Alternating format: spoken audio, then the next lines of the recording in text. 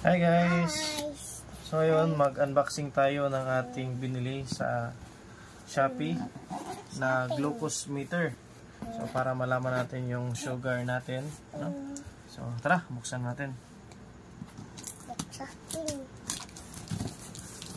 So ito nga pala guys, may kasama tong mga additional na pins, ay yung needle niya at saka yung strips.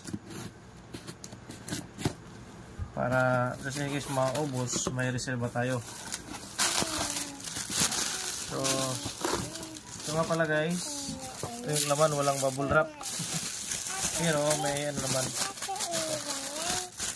So ito yung ating binili. Sinocare's Safe Accu blood glucose meter guys, yan o. Then ito yung kanyang mga test strip at saka yung lancet niya. So ito yung panusok. Ito naman yung ating extra na binili. Worth 300 plus to. Ito then ito mga yung binayaran ko lahat guys is 1,900 o 1,095 ata yun. O basta 1,100 yan yung ano budget nito.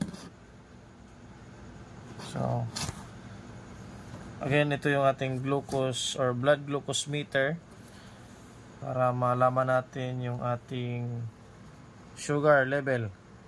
So ito yung ating machine, then ito yung kanyang strip, then yung panusok, yung lancet niya.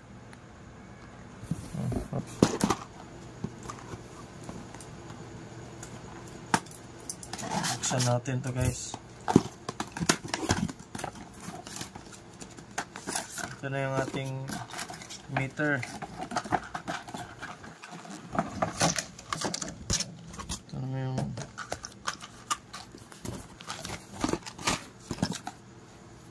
nakasilyo po. Naka-pass daw sa quality check.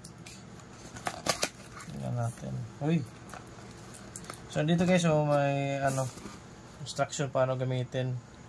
So only use Safe Accu blood glucose test strip, then please read the user manual carefully. Then so may bag siya guys. Wow. Then ito naman yung manual. Ako medyo marunong ako nito guys kasi si mama yun yung kagaya ito yung ginagamit namin. Ibang brand lang.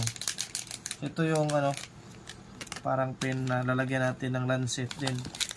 Yan sa daliri natin. Then pag may sugat na guys, ipapatak ang dugo dito sa ating test strip, din isasaksak dito.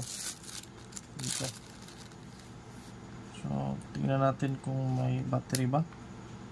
May battery siya, yung maliit.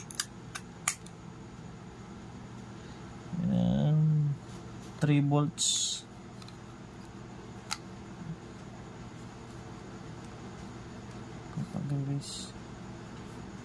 Okay, on natin.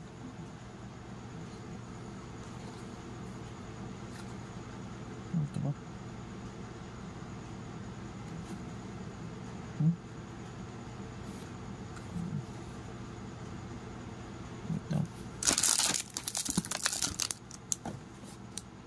Basa muna tayo sa instruction.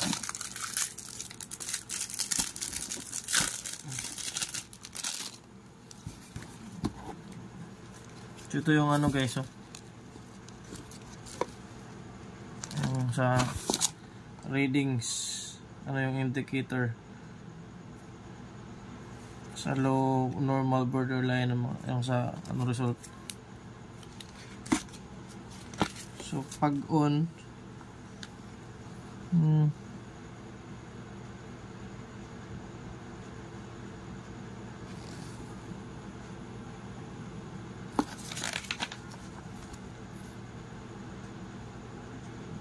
push.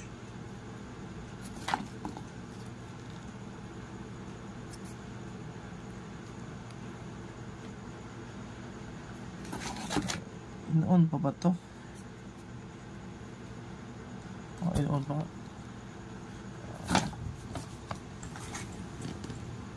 Ay, wait lang. Baka, ano yung battery. Yung battery niya hindi nakadikit. Kaya pala. Ito yung ano guys, safety niya din brand new pa kasi. Yan, tumunog na. Yun lang pala eh. Yan. Ito. So, nakauna to. So, yung sabi dito is before daw gamitin, wash your hands with soap or use alcohol swab to clean the fingertip, then unscrew yung lancing device cover.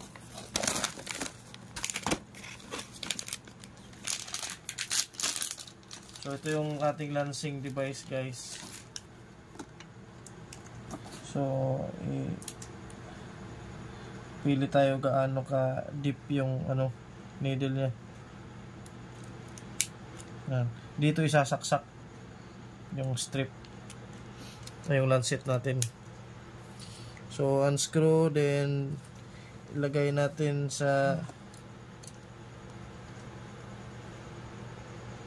ano yung lancet, then comes to full stop, then twist para matanggal yung ulo. So try natin kumuha guys ng lancet.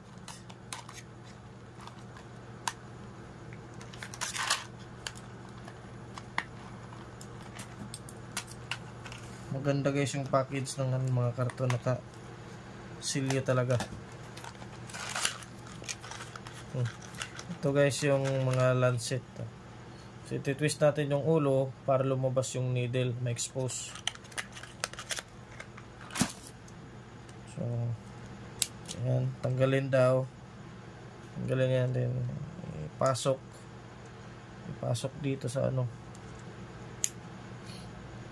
Then twist mo, then lagyan mo ng cap, then screw the lancing device cover back on, then twist the adjustable comfort tip. So gaano kalalim yung puncture mo, pili ka lang. So may 1 dito, 2, 3, so depende. So basta gamitin natin, i-twist lang natin to. Yan. So ito yung napakalit na karayom, I don't know kung makita. Yan. Then ilagay natin to, balik natin, then pili tayo ng ano, number. So pagkatapos nyan guys, you know, parang ihilahin natin, pull the string, cover the arm, lancing device, then tira mo na. Yan.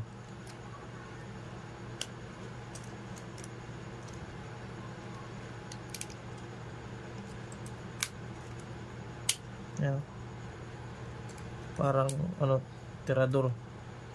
So pag push mo, pag press mo, tutunog yung ano, parang magti-trigger yung ano niya, karayom.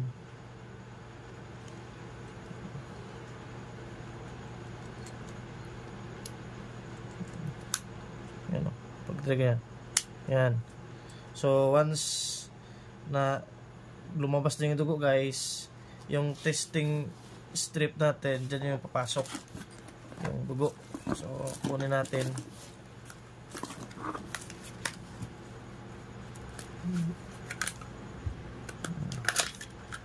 So ito, meron tayo ditong dalawang bote. So tag 50 pieces, yan, 25 and 25 yung, so total 50 pieces yung isang karton. So 25 every bottle guys. Yan.